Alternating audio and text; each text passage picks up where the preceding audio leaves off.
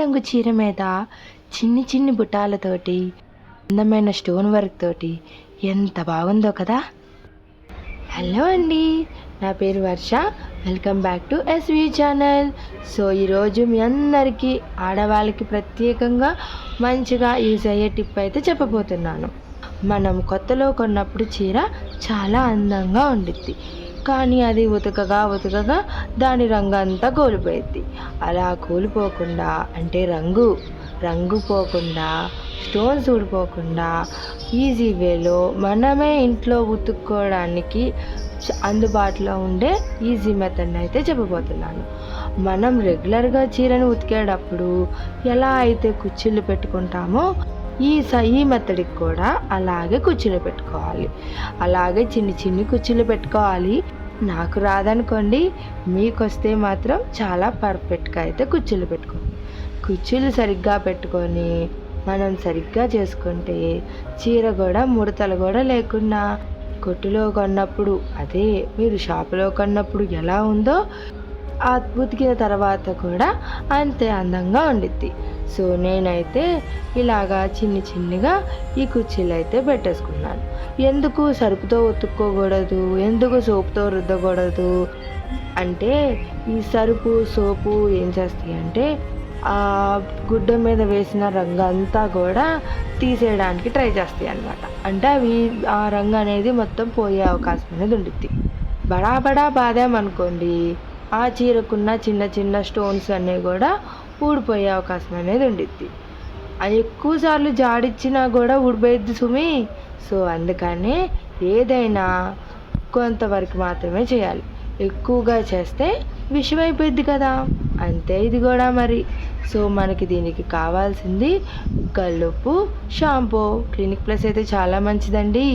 So కొంచెమే రవ్వంతే వేయాలి, ఎక్కువ వేసేయకూడదు. ఏదో 7, 5, 6 చీరలు వేసి ఉతుక్కుంటే అప్పుడు వేసుకోవచ్చు.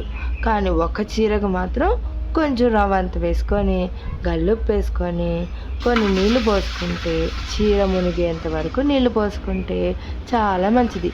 రాగి బిందెతో పోసింది మనము రాగి బిందెతో పోయాలనుకుంటున్నారేమో, కాదండోయ్. నేనేదో నా కన్వీనియంట్ కోసం రాగి బిందెలో నీళ్ళు తెచ్చుకొని పోసుకుంటున్నాను.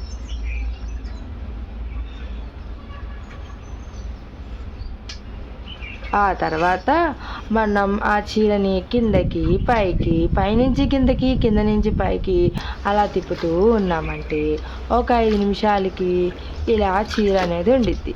నురగ కనిపించిద్దా అంటే కనిపించదండి. నురగ అనేది ఎప్పుడు వచ్చిద్దంటే లాస్ట్లో 10 నిమిషాల తర్వాత వచ్చిద్ది. అలా వచ్చినప్పుడు దాన్ని మనం అంటే చీర అడుగు భాగంలో కొంచెం మురికి ఎక్కడో చోట ఉండిద్ది కదా, చీరలో కూడా ఎక్కడో రవ్వంత చెమట వాసన అనేది ఉండిద్ది కదా, ఆ వాసన అంతా పోవడానికి 10 నిమిషాల తర్వాత వచ్చిన నురగతోటి మంచిగా రుద్దుకుంటూ చేతిలో వేసుకొని చీరని రుద్దుకుంటూ ఉన్నామంటే ఆ వాసన కూడా పోయి మురికి కూడా పోయిద్ది. ఆ తర్వాత 2 సార్లు జాడించుకోవడమే.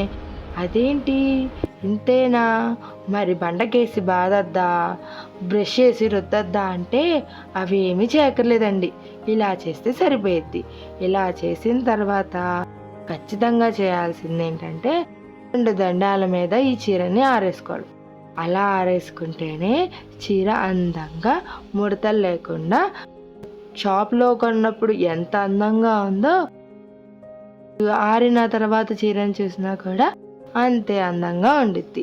సో దాన్ని ఇలా వేసుకున్నాక నీట్గా ఆరేసుకోవాలండి. అలా ఎలా పడితే అలా మాత్రం ఆరేసుకోవద్దు. ముడతలు లేకుండా ఆరేసుకుంటేనే బాగుండిద్ది. ఇంతకీ మర్చిపోయా, కొంతమందికి అంటే నాలాంటి వాళ్ళు కూడా లేండి, కంఫర్ట్ లేనిదే బట్టలు ఉతికాము అన్న సాటిస్ఫాక్షన్ ఉండదు. సో నాలాంటి వాళ్ళు ఏం చేయాలంటే 2 సార్లు జాడిచ్చేసిన తర్వాత కొంచెం కంఫర్ట్ని నీళ్ళల్లో వేసుకొని ఆ నీళ్ళలో ఈ చీరని ఒక 5 నిమిషాలు పెట్టుకొని తర్వాత పిండి ఇలా ఆరేసుకోవడమే. సువాసనకి సువాసనే. సో అలాగా ఆరేసుకోవాలన్నమాట. ఇందులో ఇంకొకటి మర్చిపోకూడని విషయం ఏంటంటే చీర దులుపుకోవడం. చీర దులుపుకుంటే మిగతా వాటర్ అంతా పోతాయి. Thanks for watching. Like, share, subscribe. Bye bye.